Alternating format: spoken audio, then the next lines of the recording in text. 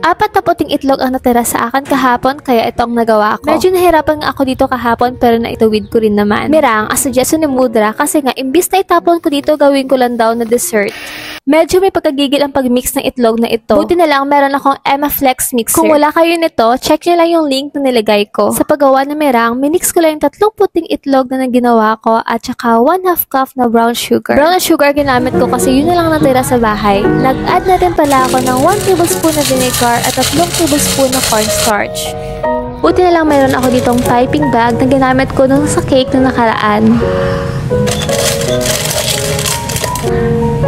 First time ko nga ginawa ito at ni-recommend ko talaga na gawin nyo rin ito kasi nga nakaka-enjoy talaga siya. Pag-bake talaga ang aking ginagawa lalo na pag may nararamdaman talaga ako ng paglulungkod, pangulila at kung nag-bored na bored talaga ako sa buhay ko, ito talaga ang kadalasan kong ginagawa. Sabi nila baking is therapy. Why not gawin nyo rin to? Binake ko pala siya for 80 degrees Celsius for 3 hours.